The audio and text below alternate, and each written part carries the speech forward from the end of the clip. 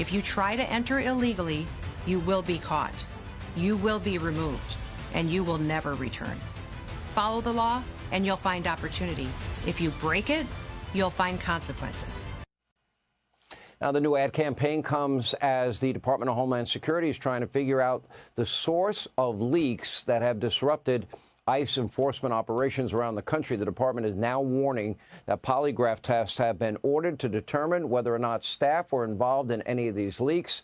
And the Secretary of Homeland Security, Kristi Noem, joins us now with all the latest. Well, first things first. We do have leaks that have occurred in the last couple of weeks that have jeopardized operations that we've had in different areas, different cities and towns, and they have put law enforcement officers and our agents at risk. So we won't tolerate it anymore. And we're going to use every tool that I have available to me to find out where they're coming from and make sure that those who have leaked will face consequences. And you hit the key words. It's putting ICE agents' lives at risk because the element of surprise is now gone.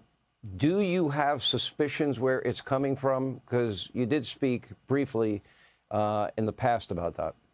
By the way, the president has just arrived. He's leaving. He's departing Air Force One now. I see that. I'm glad that he's back. But what I would say is that we are in a situation where, yes, I do have suspicions, but I need to be sure and I need to be certain. So we have different tools we can use, and one of those is ensuring that we're using polygraphs to look at all of our employees, all of our people involved in these operations, to make sure that they are telling the truth on what they have done in the past that may have jeopardized some of our operations. That the Department of Homeland Security is a national security agency. It's a law enforcement agency.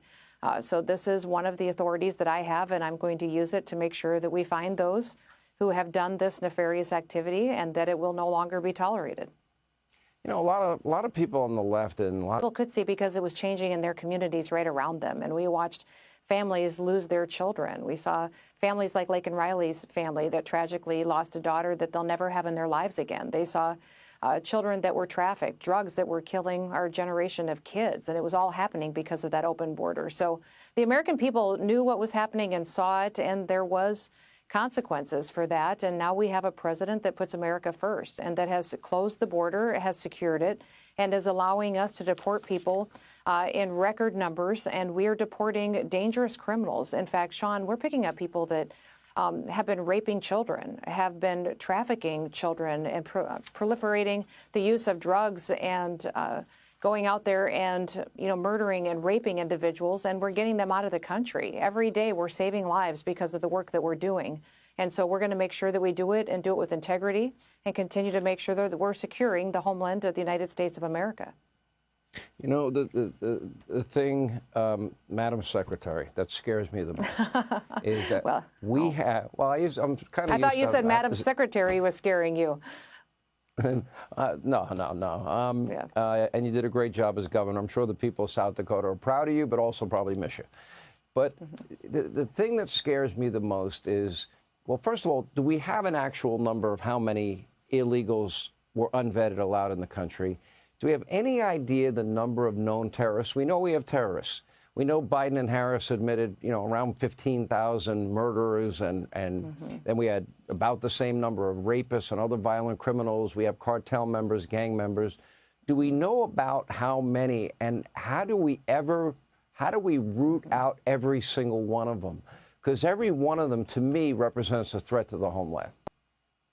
We have hundreds of thousands of criminals that were let illegally into this country. That means they have criminal records. They've perpetuated crimes in this country. They're members of gangs and cartels that have committed crimes around the world.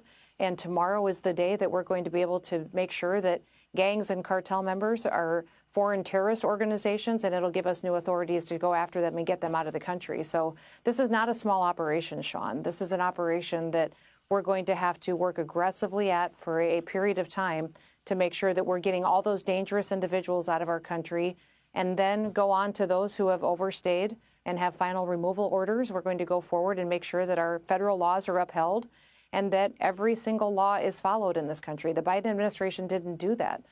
They didn't ensure that the American people were their number one priority, and that's why we're in the situation that we're in today. So what keeps me up at night is the fact that until we get all of these dangerous individuals out of the country, I can't ensure that we won't have another family that loses a child because of these people that were let into the country by the Biden administration, that we have families that may still lose their kids and grandkids to fentanyl and to drugs because it's being trafficked over the border by, the cartels that are partnering with the Chinese government to take out our next generation. They're weakening and destroying America from the inside, and it's my job as secretary to make sure that I'm stopping it and getting up every single day using every tool that I have to make sure that we're making America more safe.